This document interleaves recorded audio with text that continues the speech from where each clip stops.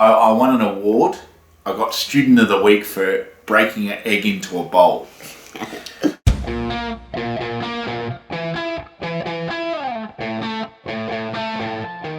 Hi. Is that not good? Hello everyone, I'm here today with my friend Luke. Hi, Carl. Hey. Hi, guys. Who has been very kind enough to agree to be filmed. And yeah, Luke's a friend of mine, and I thought that we'd have a bit of a chat about his life and what he does and that type of thing. And yeah, Luke's always pretty funny, so hopefully he makes this video a bit funny. And if not, I'll just cut it out and delete it, and then you guys won't ever see this video. So we'll see how we go. Sweet. So obviously, Luke, I know what you do because I'm your friend, but do you want to quickly tell people what you do? Thanks, Carl. Well, I help people with disabilities speak up for their rights, and I go and talk to people about the fact that people with disabilities have to be included. And I really love it. So, rock on. So, what do you mean, speak up for their rights? Well, train people that they have got rights, that they want to be included in society. Yeah. So, is that what they call disability advocacy? Disability self-advocacy. Self-advocacy. Yeah. So that's about actually, empowering people to speak up. To speak up for themselves. Mm. Okay. And is that what you do? Yes. So if I annoy you, you tell me off? You speak up for yourself? Well, if you annoy me, I won't tell you what I do to Carl on camera. But yeah. If someone annoys you, then you have to tell them that's annoying. That's not good. And I suppose, for lots of people with disability, they don't really know what their rights are, or exactly. they might feel a bit intimidated or a bit lost. If you don't know what your rights are, then it becomes a little bit awkward. Yeah. So do you do public speaking at different disability organisations? Yes, yeah. Places? I do I've done, for the last 12 years, I've worked extensively in the disability sector. I've worked for a number of organisations around public speaking and around disability self-advocacy. Cool.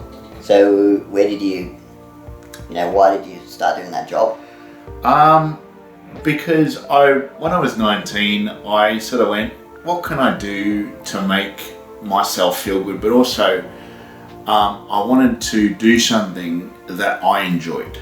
So I went, well, instead of people talking about disabilities that don't have disability, not that I find, because I have a lot of colleagues and a lot of friends that have not got disabilities who talk about disability, but I find that you can be in the driver's seat of your life.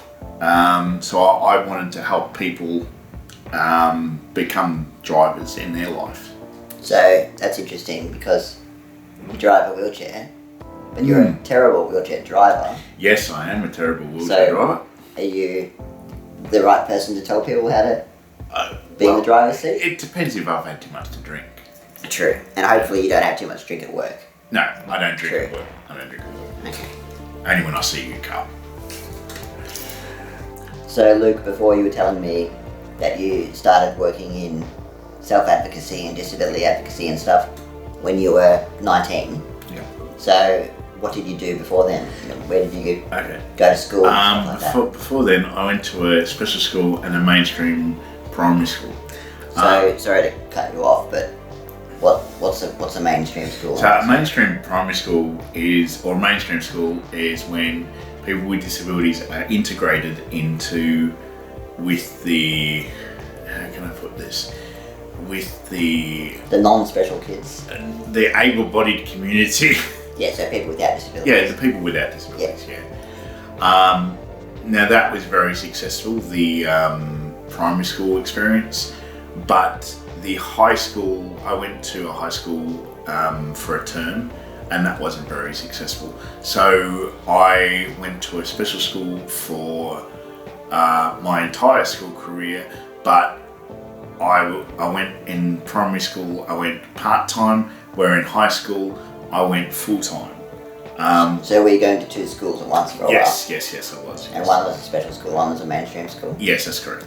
Yes. Okay. Now the special school system back then wasn't that, I believe, I've got to be careful what I say here, I believe that the special school system wasn't that great, but that's just my experience. So when you say that, do you mean, do you mean that like it was difficult to learn things, or like? Yeah, it was, what they taught us wasn't really life skill based. It was or wasn't? Wasn't. Like I left school and I couldn't read or write properly. So when you were 18 or whatever? Yes. When I was 18 and 19, when I was 18, I walked out of school and I couldn't read or write. You walked out of school, maybe? No, I wheeled out. Okay, I wheeled out of school. Okay, sorry, I know. Yeah, I wheeled out of school and I couldn't read or write properly. So, was that because you weren't able to do that, or they didn't teach you how to do that? Do you think? A bit of both, I think, because obviously I know some of these answers, but you can read now, can't you? Yes, I can read a bit. Yeah. And thanks to auto text and speaking programs, I can do a lot more. But funny story is that my mum was told by my school that I could read and all that, but really I couldn't read. Now, wait. So the school told your family that you could read. Yes. When you couldn't read. Yes, that's right. Sorry, yeah, keep going. But what they mean is they taught me how to read by pictures. Yeah. So they said that you could read because you understood what pictures meant. Yes. Yeah, and that's what I mean by my experience, and my experience alone wasn't that great. But I think it's a common thing that I hear where people who go to special schools, maybe don't actually, learn as much. Oh, absolutely. Because they're there to get kind of disability support. So I'm assuming you needed help for certain things, like maybe personal care and help with getting books out of your bag and stuff. Yeah. So that was a priority. Yeah, and too, like we didn't have how it's year 7 to year 12. We didn't have years. We had from 5 to 18 like normal school, but we didn't focus a lot on the years. Like as I said, I wheeled out of school and I couldn't read or write. Because we're the same age. That's right. And I went to a mainstream school. Yes. So I did all of the normal kind of educational things like VCE and exams and that type of thing. Yes. So did you do those type of things? I did one year of VCAL. Okay. And that's kind of applied learning. Yes. So less kind of academic. Yeah, it's more of applied. Yeah. So do you have any kind of funny stories from school? You've told me some before, but yeah, I do, but I have to be careful about. You have to be careful, yeah. Yeah. Well, you don't use anyone's name. No. I have two friends that tried to lock each other in the cupboard. Wow. Yeah, which didn't go down well with the principal. No. You were telling me the other day that you won an award. Yes. Yeah, I won an award. I got Student of the Week for breaking an egg into a bowl. And I'm just noticing that Carl's girlfriend over here is just laughing. Yeah, we've got Kirsty filming over in the corner. Yeah.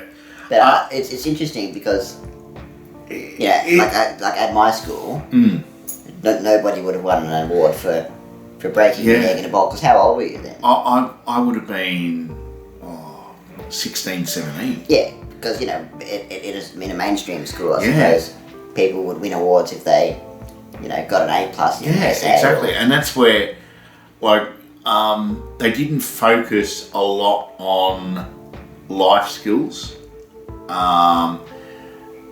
In my opinion, like I was probably, even though I sort of survived, okay, I probably, if I didn't have the support around me that I did have, I think it would have been a lot difficult. It would have been much worse. So, did they ever say what happens after school? Did they say? They said to me that I probably, well, people with disability, you probably will end up in a low place or in a disability enterprise, and in a. So, do you want to? Can we just explain what that means? Yeah, a disability enterprise is where people with disabilities go to work, or should we say, very low wages. Low wages, kind of low skilled. Yeah, low skilled, low wages work. I think it's also under minimum wage as well, isn't it? It is. It's quite. Could be something like $5 an hour. Yeah. If that. I mean, it's quite demoralising, really. I mean, if you look at what expectations are for people with disabilities, it's quite shocking, really, that the expectations are that low still to this day. So you must have kind of done pretty well, because now you talked about it before, but you're working and things now. Yes. So how did you go from being expected to work in a factory to now doing public? I went to a great day service where I had 2 wonderful people who supported me, and I got my first volunteer job with an organisation that I'm still with today. And they have been nothing but supportive and really kind to me and generous. But also it's about friends, like, say for example, the friends I do have are friends that I've created for life. I mean, I've said this to you, Carl. Support comes in different ways. I mean, we talk about support workers, but for me, it's about having that circle of support around me that is really genuine. And is that the type of stuff that you talk about at work, talking about trying to... Yeah, I try. Advocacy skills? That's right. In try and talk about self-advocacy skills and better people's lives, if I can. Yeah. Have a drink, Luke. You've done enough talking for a while. Yeah. We do not... I must put a disclaimer in this video. We do not encourage drinking in success. It's just... you can drink in success, but you can't drink in excess. You can say success. Success, yeah. Have a drink, success. Successful drink, yeah. Successful YouTube video complete. But don't drink in excess. No, that's not good. Wise wisdom. We've been friends for like more than a decade. Yeah, that's right. It's more like, I mean, I look at, actually it's funny, I look at Carl as a brother. Yeah, Luke, you were saying something nice about me, so that's really nice. Yeah, that's it's quite rare. Quite rare these days, isn't it? Is there anything that's annoying about me? Annoying about you? Oh, he has to think about it. That's good. I really have to think about that. Not normally. No, not normally, is it? No, there's not really much that is annoying. I did not pay Luke to say that. No, he's a lovely bloke. Thanks. Excellent. All right. Well, that didn't go. We'll move on. Actually, no, he's a penny ass. So just back to the whole school thing. You were saying before that they thought that you'd go to a group home, and I'll just tell people a group home. A group home is where a group of people with disabilities live together. Sometimes they don't get a choice about who they live with. And it's often lots of people in that. Yeah, it's probably 5 or 6 people, sometimes more. Even more sometimes. Yeah. And that's where you were kind of expected to go, is that right? That's right. I mean, that's the expectation I was given. And is that where you are now? No. No. I live independently in the community with support. Yeah, so you've got your own place. Yes. And that's been quite I remember, actually, if I can just tell this story. I moved out of home and I didn't ever think I would. I didn't ever think that I would ever move out of home. And I remember sitting on the balcony of my house, on the front porch. And at that stage I had housemates that used to stay with me, or one or two stay with me over time. Yeah. And I remember saying to my housemate at the time, I said, I was under the impression, like, I was never told that by my parents, I was told that by my school in some respect. Yeah. That I would never do it. And I sat there and I just went, wow. I just sort of went, this is insane. It was a real sort of proud moment. It was a real sort of interesting moment about, where I've come from in life. And you beat me to it as well. You did it a couple of years before me. Oh, I did, didn't I? Quite a few years. And then I started encouraging people. All my friends, I started to encourage them. Come on, join me out there in the big wide world. Not join you in your home though. No. Get your own home. Get your own home, so I can go out and speak to people. Yeah. So yeah, it's been a great experience. It was a great way to sort of live your life. Yeah. And you've got people who come in and help you with. Yes, the washing. I've got support who come in every day and support me do things, community access and all that kind of stuff. So, and shopping and stuff like that. Has it made kind of the relationship that you have with your parents kind of any better, do you think? My relationship with my parents was always good, but I think now that we live in separate houses, it's become more stronger. It's become, because we're independent of each other. Yeah. We're and financially independent as well. Yeah, and I know that you were telling me that they're often planning kind of overseas holidays and stuff. They are that. I know it's a bit hard at the moment. But in this coronavirus environment, it's a bit hard. But they wouldn't have been able to do that if they were worried. No, that's right. And this is where I think support is genuine, because I think we want our parents, or I certainly do. I want my parents to be my parents, and not my staff, if you know what I mean. And you don't want them looking after you. When I say that, I don't mean, because I know there are a lot of people with disabilities who live at home with their parents. In no way is this video against their families. We have a lot of lovely families out there who generally and love their loved ones with people with disabilities. This is just my experience. But it's about telling people that there are other options out there. Exactly, there are other options. I mean, you can live in group homes. You can live in all kinds of different ones. You can live independently, but for me, independence is king. Yeah. So Luke, before you were telling me, telling everyone that you're, quite independent, living in your own house, got you a job and that type of thing, which is great.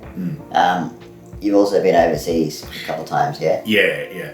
I did a couple of trips with my parents, and then I decided to go overseas with a support worker, which was interesting because I'd never done it before.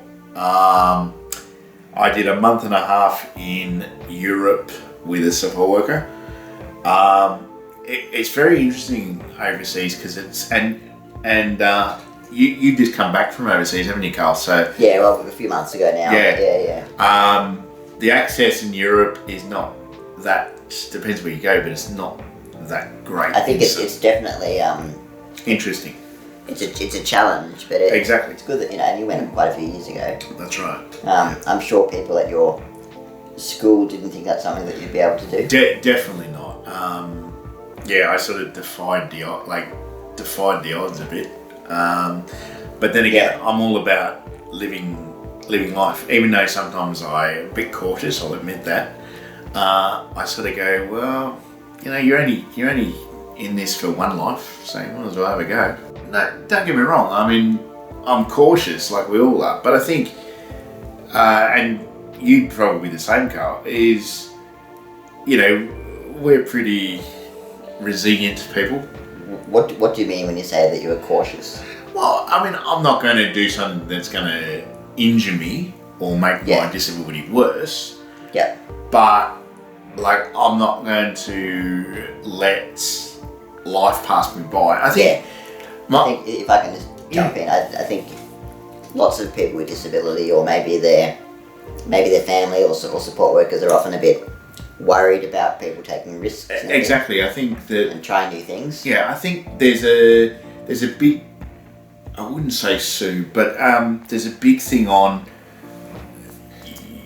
You can wrap your disability child in cotton wool, and then when the people with disabilities, like when their families get older, put it like that, they've got no sense of life. They've got no sense of life skills. Apart from being able to crack an egg into a bowl. Apart from being able to crack an egg into a bowl, yes. Crack an egg into a bowl, yeah. Yes. You should win an award for that. That's really inspirational. That's good. Thanks, mate. Good job. That's really good.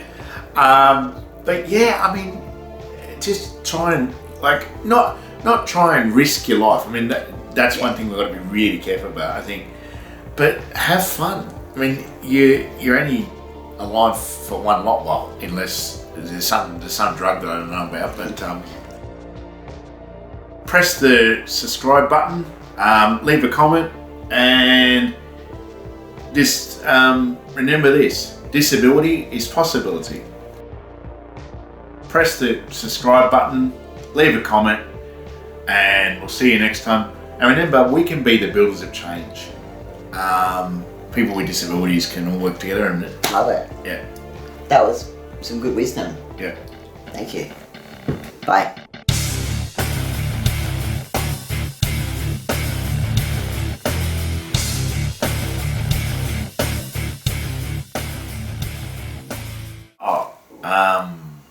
Okay, we won't talk about sex.